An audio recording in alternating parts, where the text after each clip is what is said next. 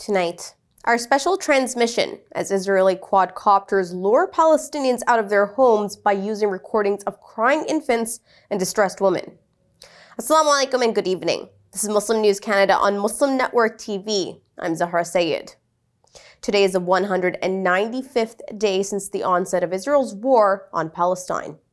In the past 24 hours, Israeli airstrikes in Gaza have killed over a dozen people. 15 people are buried under the rubble and many others are wounded. Israeli forces have targeted refugee camps and residential areas, including Shati, Sheikh Radwan, and Nuseirat localities. 4 Palestinians have been killed during a strike on a family house near the Sheikh Radwan bridge in Gaza. Palestinian Civil Defense says its crew has pulled out 4 dead bodies and 3 injured after a massive airstrike on the Al Sir family house west of Gaza City. The Israeli military conducted 12 hours of raids in Nur Shams refugee camp Thursday night in the West Bank. Following the raid, multiple reports showed destroyed roads, buildings, shops and houses, and torn sewage lines. U.S. Secretary of State Antony Blinken blames Hamas for putting impediments in ceasefire talks. Blinken says Hamas has rejected general proposals from Israel. The Israeli military says its aircraft has struck a Hezbollah military structure with fighters inside of it in the town of Aita Ashab in southern Lebanon. The death toll from Israel's war continues to rise. At the time of writing, at least 33,970 Palestinians have been killed by Israeli attacks on Gaza. A report by the United Nations estimates another 8,000 civilians are buried under the rubble. 76,770 have been injured. The death toll in Israel from Hamas's attacks stands at 1,139. Israeli quadcopters in Gaza are using recordings of crying infants and distressed women to lure Palestinians out of their homes before opening fire on them.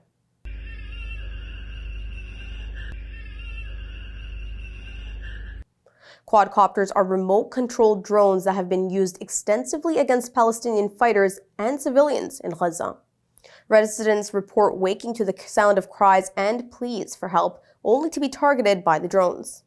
Eyewitnesses claim at least 12 people have been injured over the past 3 days due to quadcopter fire. The tactic aims to exploit societal norms of helping those in distress. Palestinians have been warned not to respond to these recordings, which also include songs and other sounds. The United States has vetoed a widely supported resolution at the UN Security Council that would have paved the way for the state of Palestine to gain full membership at the United Nations. 12 countries voted in favor of the resolution, while 2 others, Britain and Switzerland, abstained. After vetoing the measure, the United States Deputy Envoy to the United Nations, Robert Wood, said Palestinian statehood should be achieved through negotiations between Israelis and Palestinians. He says premature actions at the United Nations would not lead to statehood for the Palestinian people. Al Jazeera's senior political analyst Marwan Bishara says the U.S. veto reflects a my way or the highway policy towards Palestinians. Bishara criticizes the sacrifice of Palestinian freedom for what he describes as the egotistical interests of the United States and Israel. The state of Palestine currently holds non-member observer status at the United Nations, with aspirations for full membership. Palestinian representatives appealed for support prior to the vote, highlighting their longing for self-determination and peace. On the opposing side, Israeli Ambassador Gilad Ardan accused the United Nations of being politicized and described the resolution as a reward for terrorists. He questioned the Palestinian Authority's legitimacy and criticized the timing of the resolution amidst the escalating tensions in the region. United Nations Secretary General Antonio Guterres warned of the potential for a full-scale regional conflict due to the recent escalations in the Middle East. He has urged all parties to exercise restraint and end the cycle of retaliation.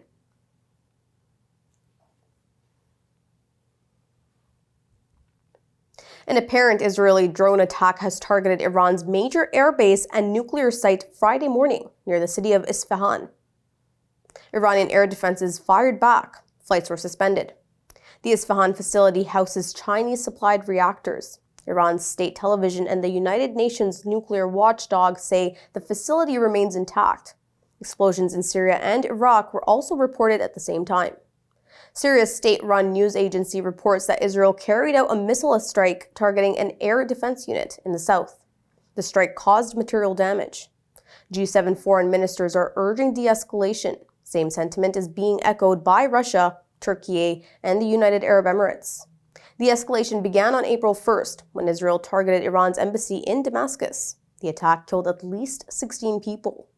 Iran retaliated by launching a barrage of missiles and drones at Israel on April 13th. France, the United Kingdom, and the United States aided Israel's defense, intercepting 99% of the projectiles.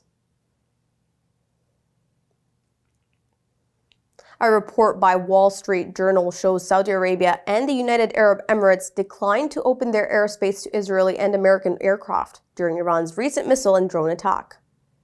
They, however, shared intelligence with the United States and Israel, aiding and repelling the assault. The report says Riyadh and Abu Dhabi aim to maintain neutrality amidst the regional tensions. On the other hand, Jordan intercepted flying objects entering its airspace before they could even hit Israel.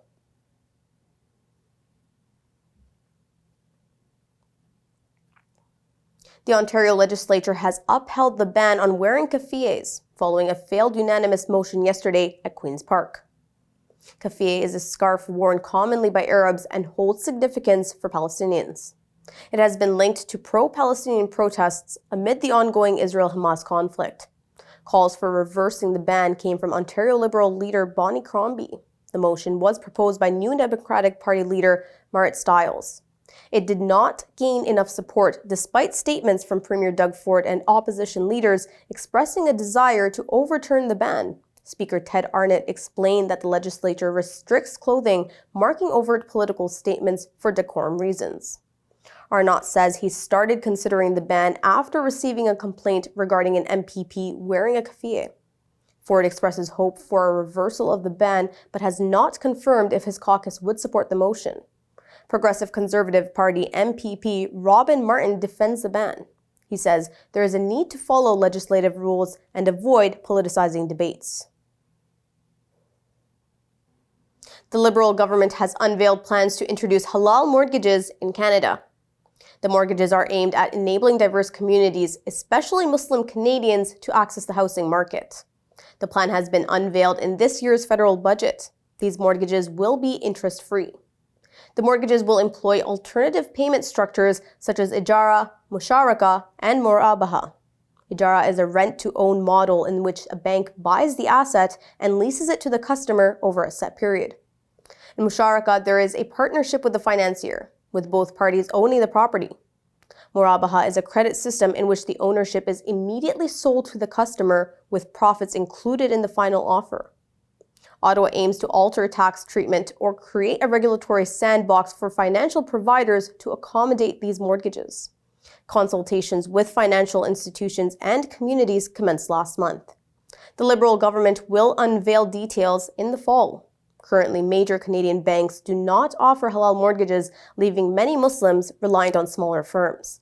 While these mortgages mitigate interest, they are often costlier and riskier. Canadian authorities have detained multiple individuals linked to the grand theft of over 6,600 gold bars. The bars are valued at a staggering $14 million. Peel Regional Police Chief Nishan Durayapa calls the theft the largest gold heist in Canadian history. He says the theft was meticulously planned. The robbery took place at Toronto Pearson International Airport last April. The stolen gold, along with $1.8 million in foreign banknotes, was snatched from an Air Canada facility. Investigators also uncovered ties to illegal firearms trading. They have seized $312,000, suspected proceeds, and gold bracelets worth $65,000.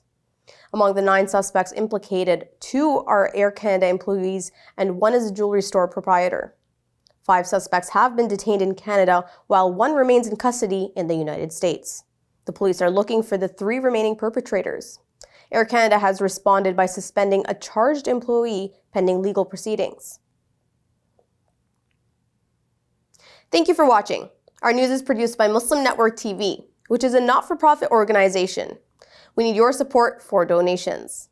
Please scan the QR code on our broadcast or visit muslimnetwork.tv to donate now so we can continue to amplify the voices of Muslims in Canada and abroad. Assalamu alaikum.